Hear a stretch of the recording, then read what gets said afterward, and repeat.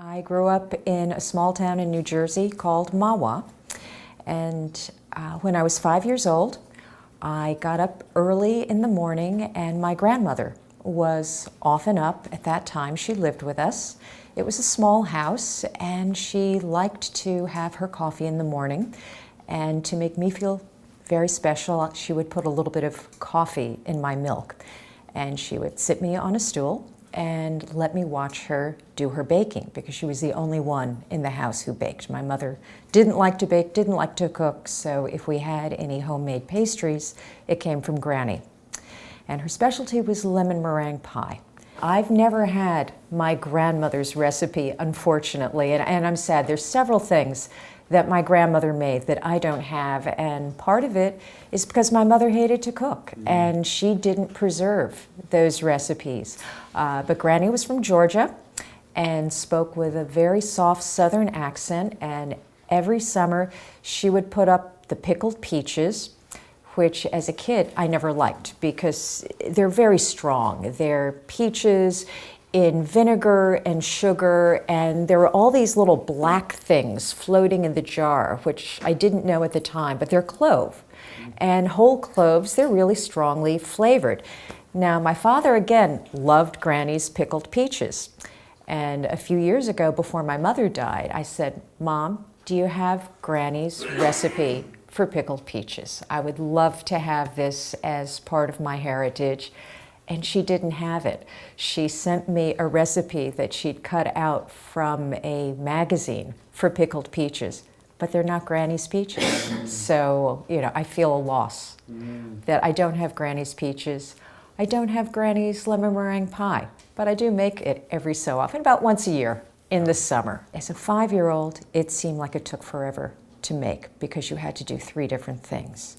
You had to roll out the dough, you had to make the lemon filling, and finally you had to make the meringue. So this was just an all-day process for me.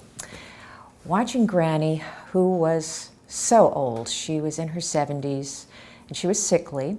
She had a hump on her back from osteoporosis, and she was very skinny because she also had cancer.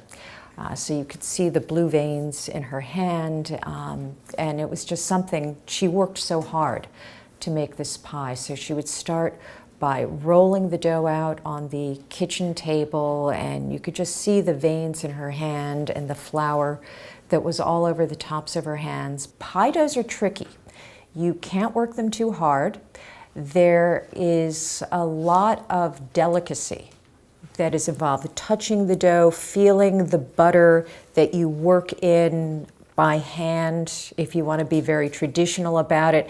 Actually, Granny used Crisco in her pie dough. That was her southern shortcut. Once that was done and put into the pie pan, she would start to make the lemon curd, which was just magic because she'd crack the eggs, and you would separate the eggs by putting the yolks back and forth in the shells, letting the whites drip out, put the whites to the side.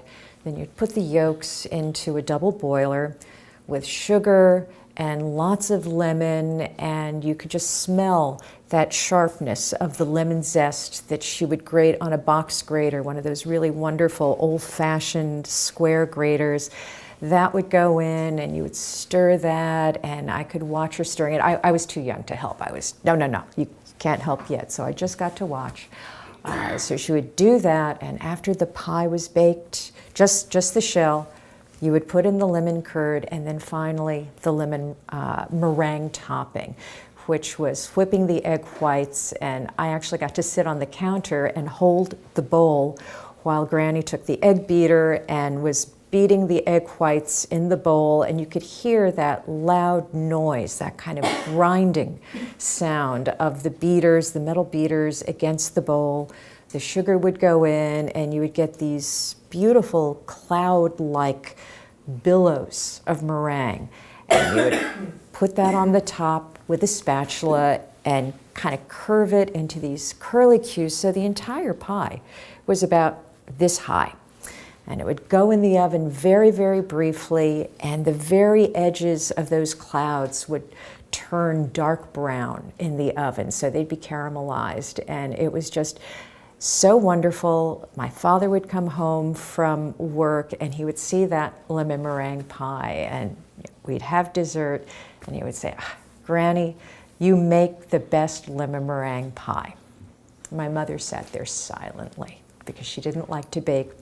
And after Granny died, when I was about 7, there was never a homemade lemon meringue pie in our house. My mother occasionally would buy a pie shell and use mighty fine lemon pudding and put it in and make the meringue. And my father would say, "This is really good, hon." But we knew it wasn't the same. So let's flash forward 25 years.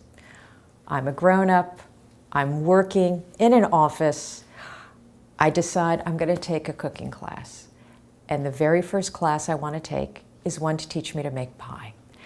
And as I'm sitting there trying to roll out the dough, I'm thinking about Granny, and I look down and I see my hands are covered in flour, and I'm just suddenly transported back, and there I am watching Kitty roll her pie dough. And that's my story.